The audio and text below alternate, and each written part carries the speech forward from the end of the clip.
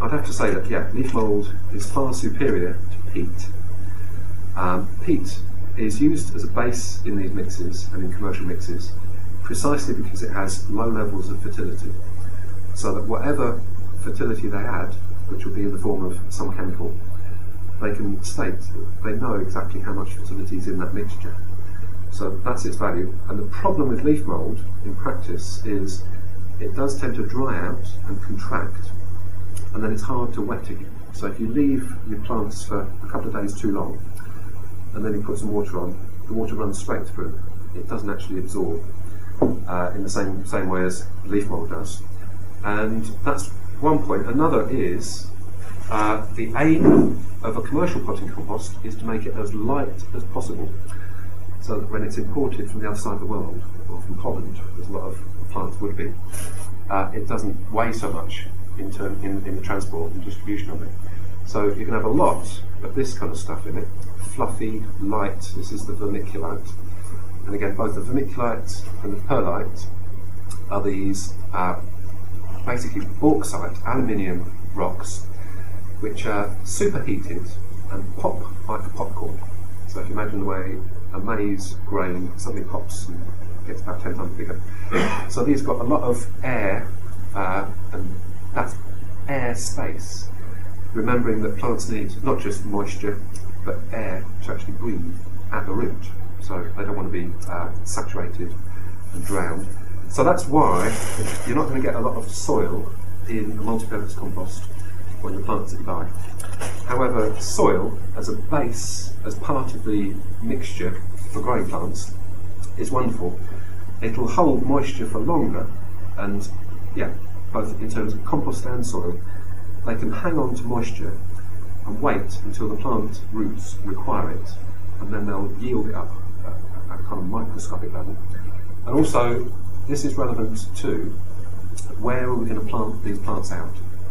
So with the stock that I'm raising, most of it will get planted out on my soil or a similar soil.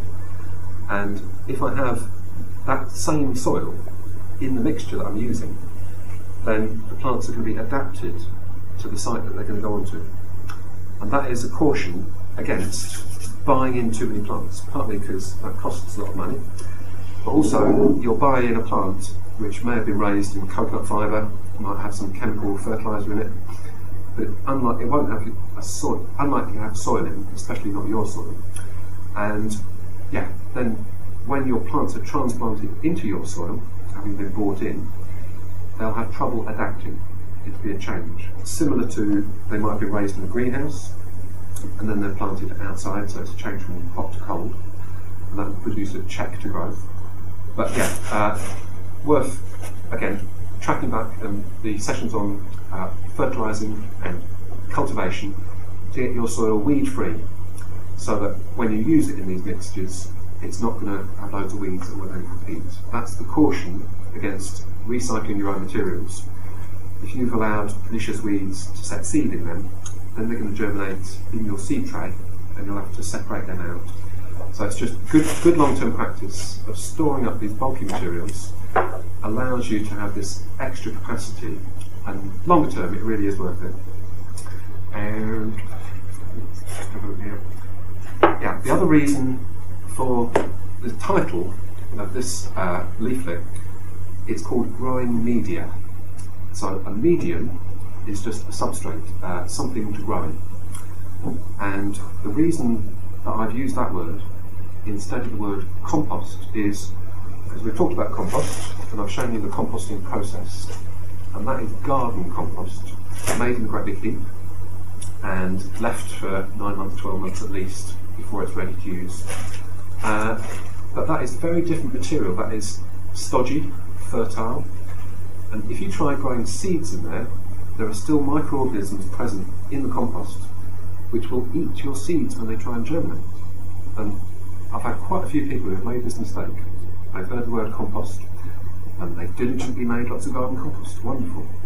And then they've heard the word potting compost, and they thought, oh, well, that must be something to do with garden compost. But no, making a separation. And so potting compost is a misnomer or a misleading word. A growing medium, it's not to be professional or anything, it just makes sense.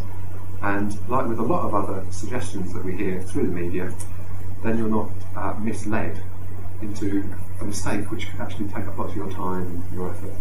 So first up, I'm going to use leaf mould as the base for all three mixtures.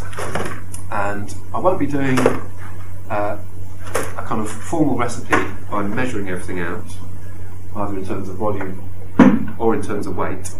But yeah, this does relate to how I cook as well, which is, once I've cooked a meal once, I'll know the rough recipe and then I'll vary on it. And that's relevant to this sheet, this table, which is lined up in terms of percentages of what goes into each of these mixtures. So for each one we read along horizontally, and we get the percentages of different materials that we want to put in to get these different mixes. And that is as a contrast to the traditional way which was this operation is done, which is in terms of parts, which is yeah. So there's something called John Innes numbers. So if you look in the garden centre, you'll see John Innes number 1, which is for seeds, John Innes number 2, which is for potting on, and John Innes number 3, which should have some soil in it, and that's for final potting up, for finally potting on to grow to maturity. And the way they make those is they have 5 parts of one material, 3 parts of another material, 7 parts of another material, something like that.